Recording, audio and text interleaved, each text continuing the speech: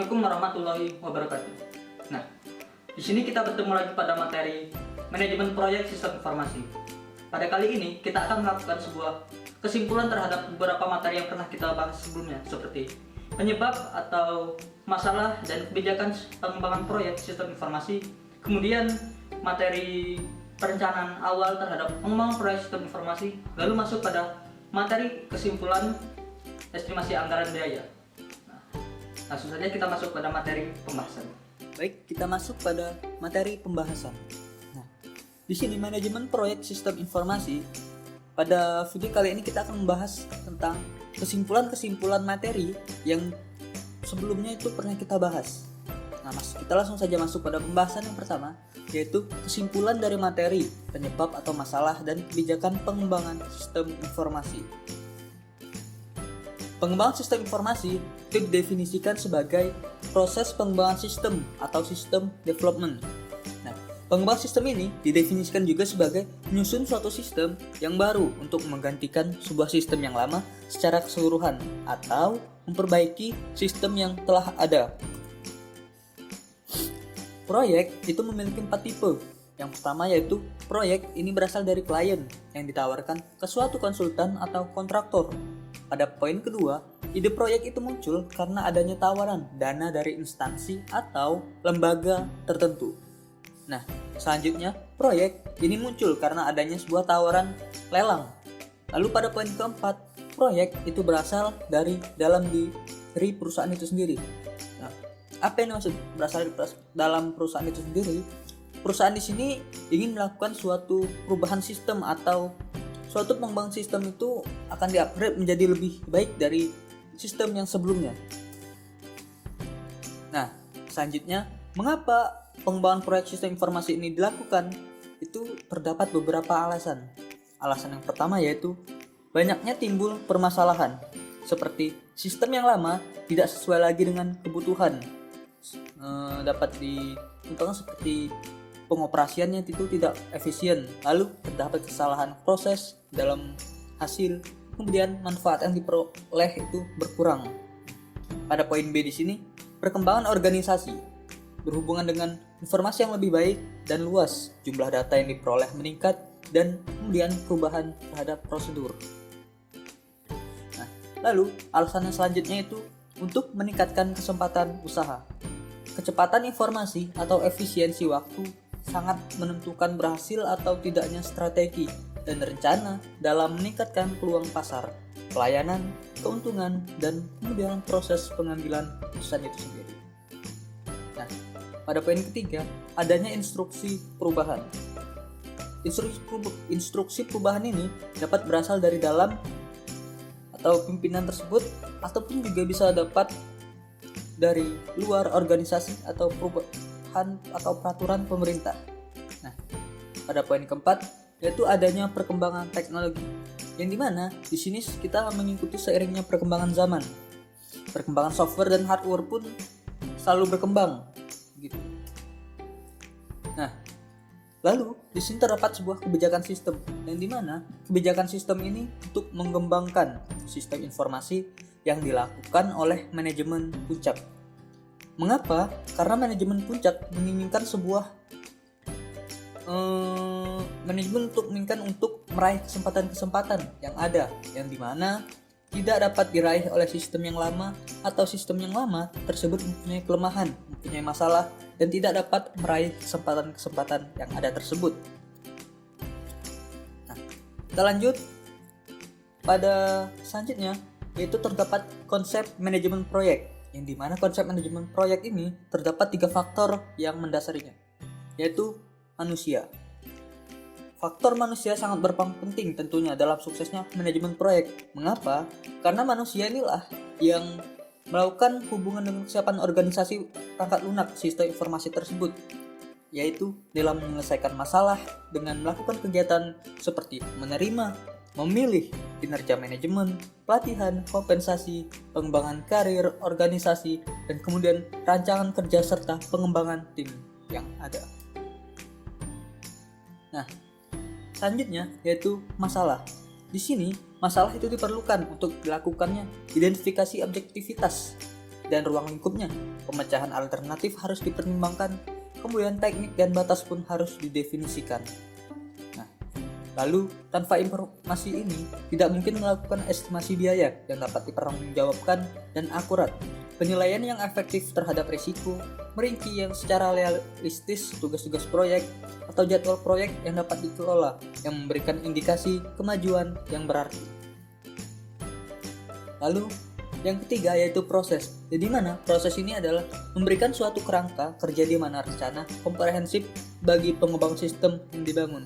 Kemudian, sejumlah kecil aktivitas kerja yang dapat diaplikasikan pada semua proyek sistem informasi tanpa mempedulikan ukuran dan kompleksitasnya.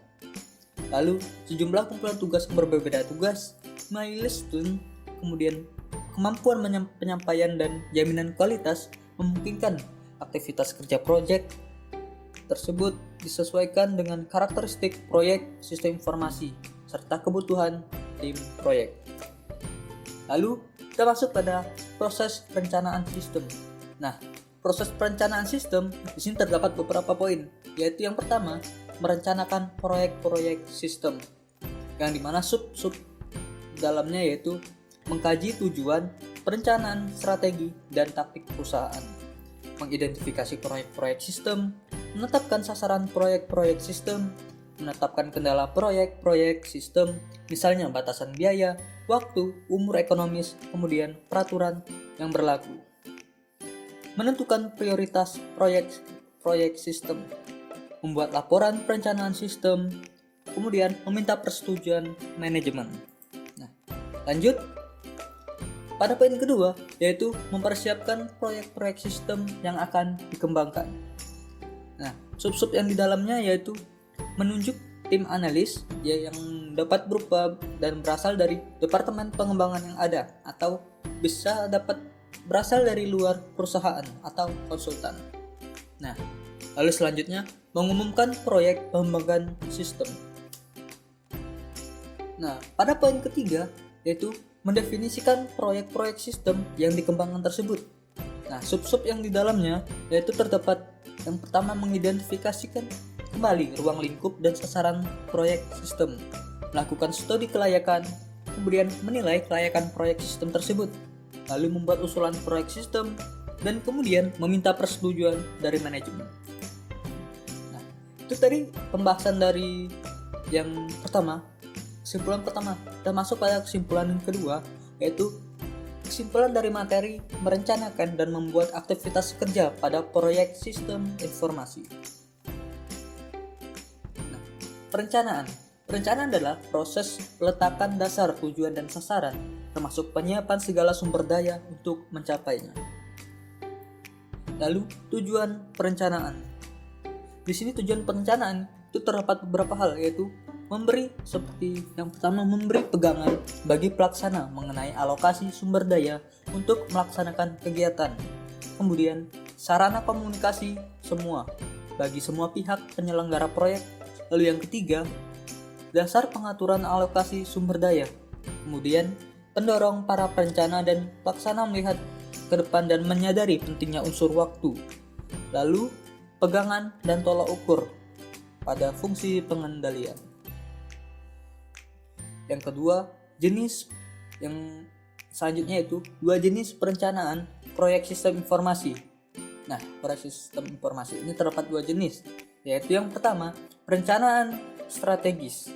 Yang dimana perencanaan strategis ini adalah terdapat polais untuk mencapai sasaran dan tujuan. Lalu yang kedua, perencanaan operasional. Yang dimana perencanaan operasional ini terdapat rencana rinci, yaitu perencanaan lingkup kerja, rancangan organisasi proyek, rencana jadwal kegiatan, perkiraan biaya atau anggaran, dan kemudian proyeksi kebutuhan tenaga kerja. Nah, selanjutnya kita membahas hal yang alat bantu yang digunakan pada proyek sistem informasi, yaitu Work Breakdown Structure atau WBS. Apa sih itu WBS? Di sini kita akan membahas WBS. WBS yaitu sebuah penggambaran aktivitas kerja proyek dalam bentuk visual yang menggambarkan hal-hal yang akan dikerjakan untuk membantu dalam perencanaan pengorganisasian sampai proyek tersebut selesai dikerjakan sesuai dengan waktu yang telah ditetapkan. Nah, mengapa sih WBS diperlukan? WBS diperlukan karena dilakukan untuk mendefinisikan pekerjaan untuk menyelesaikan sebuah proyek, menemukan sesuatu yang sifatnya urgensi, terus menanggulangi penyimpangan, dan kemudian sebagai alat kontrol. Nah, di mana ini adalah sebuah contoh diagram WBS yang diambil dari proyek sistem informasi tugas akhir mahasiswa Teknik Informatika Universitas Sanata Dharma Yogyakarta yang berbasis web. Di mana di sini terdapat beberapa tingkatan atau beberapa tahap, yaitu tahap 1 ada investigasi, tahap 2 analisis, tahap ketiga desain sistem, tahap keempat implementasi dan pengujian, kemudian pada tahap kelima yaitu perawatan. Nah, di sini pada tahap pertama dapat dilihat terdapat beberapa tingkat 1, tingkat 2, tingkat 3, dan tingkat 4. Nah, di sini terdapat sumber daya manusia atau SDM yang melakukan sebuah aktivitas tersebut. Begitupun pada tahap kedua yaitu analisis. Di sini terdapat analisis sistem, kemudian analisis kebutuhan pengguna. Nah, di sini pada tahap ketiga yaitu desain sistem terdapat 3 tingkatan. Di sini dapat dilihat dilakukanlah programmer, sistem analis, staff administrator. Kemudian pada tahap keempat yaitu implementasi. Implementasi di sini terdapat 3 tingkatan pula. Nah, yang di sini dapat dilihat aktivitasnya. Kemudian pada tahap kelima yaitu perawatan, yang dimana perawatan ini adalah setelah melakukan pengembangan proyek sistem, maka perawatan ini yang akan merawat sistem tersebut selama umur jangka waktu sistem tersebut. Kemudian mekanisme perencanaan aktivitas proyek. Perencanaan aktivitas pekerjaan proyek sistem informasi ini dapat di breakdown dari metode pengembangan sistem yang digunakan. Kemudian penentuan metode pengembangan sistem informasi harus disesuaikan karakteristik dan kondisi lingkungan organisasi di mana sistem tersebut akan diimplementasikan. Nah, kemudian metode pengembangan sistem itu terdapat beberapa metode. Di sini terdapat yang pertama metode SDLC, lalu yang kedua metode RAD, yang ketiga metode prototyping, pada yang keempat metode spiral, pada yang kelima metode phase, dan kemudian dan lain-lainnya. Nah, kita masuk pada pembahasan materi kesimpulan yang ketiga, yaitu kesimpulan dari materi membuat estimasi atau perkiraan anggaran proyek sistem informasi. Dalam manajemen biaya proyek, tentunya kita akan menemukan sesuatu hal yang utama, yang menjadi perhatian utama. Nah, pada manajemen biaya proyek ini yang menjadi utama adalah sumber daya yang digunakan dalam menyelesaikan kegiatan yang ada. Nah, biaya. Apa itu biaya? Biaya adalah pengorbanan atau pengeluaran yang dilakukan oleh suatu perusahaan atau perorangan yang bertujuan untuk memperoleh manfaat lebih dari aktivitas yang dilakukan tersebut. Kemudian, biaya terdapat 2 jenis, yaitu biaya langsung dan biaya tak langsung. Biaya langsung adalah biaya yang terkait dengan suatu proyek sehingga dapat ditelusuri dengan secara tepat, misalnya gaji karyawan proyek, pembelian barang proyek, dan lain-lain. Nah, biaya yang tak langsung adalah biaya yang terkait dengan suatu proyek, tetapi biaya tersebut tidak dapat ditelusuri secara tepat. Misalnya, tagihan listrik, perusahaan, biaya sewa kantor, kemudian dan berbagai proyek. Nah, dalam melakukan estimasi biaya, hal-hal berikut ini adalah hal yang perlu diperhatikan, yaitu keadaan lingkungan perusahaan atau nilai tukar, kebijakan estimasi biaya, template file proyek, informasi, dan sebagainya. Lalu pernyataan cakupan proyek serta WBS, dan kemudian penjelasannya juga. Kemudian rencana manajemen proyek, yaitu jadwal, SDM, dan resiko. Nah, hal yang harus diperhatikan dalam menyusun suatu anggaran adalah Pernyataan cakupan proyek WBS dan penjelasannya pun harus jelas. Kemudian estimasi biaya kegiatan dan rincian pendukungnya. Lalu jadwal proyek dan kalender sumber daya. Lalu kemudian kontrak. Nah, biaya itu berhubungan dengan pengembangan sistem informasi yang dapat diklasifikasikan dalam 4 kategori. Kategori yang utama yaitu yang pertama yaitu biaya pengadaan. Nah, biaya pengadaan ini merupakan biaya yang harus dikeluarkan pada tahun-tahun pertama sebelum sistem tersebut dioperasikan. Kemudian, biaya persiapan operasi. Biaya persiapan operasi ini merupakan biaya yang terjadi di awal-awal tahun, yang dimana tahun sebelumnya dioperasikan berhubungan dengan semua biaya untuk membuat sistem siap dioperasikan. Lalu biaya proyek. Yang berhubungan dengan biaya ini adalah biaya untuk mengembangkan sistem termasuk penerapannya. Lalu biaya operasi adalah biaya yang dikeluarkan untuk mengoperasikan sistem supaya sistem tersebut dapat beroperasi, serta biaya yang dikeluarkan untuk merawat sistem dalam masa operasinya.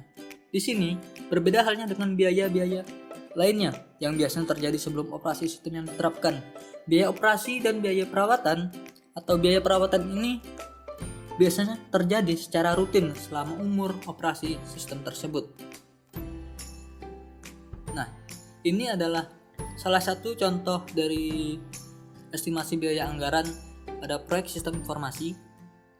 Nah, dapat dilihat terdapat kode tas, nama atas aktivitas, lalu nama SDM, kemudian jumlah SDM-nya, lalu nama hari kerja, jumlah honor, total bayar SDM, nama alat yang dilakukan atau yang diperlukan untuk melakukan sebuah aktivitas ini, dan jumlah harga tersebut, lalu total bayar. Nah, di sini terdapat biaya perjalanan pula, yaitu alat transportasi dan sebagainya. Lalu di sini terdapat total keseluruhan semua aktivitas. Dan kemudian di sini terdapat total anggaran proyek. Baik, mungkin ini saja yang dapat kita bahas pada materi kali ini. Saya Octrio Kagisbu dari kelas Sistem Informasi Bilingual 5A. See you next time and bye-bye.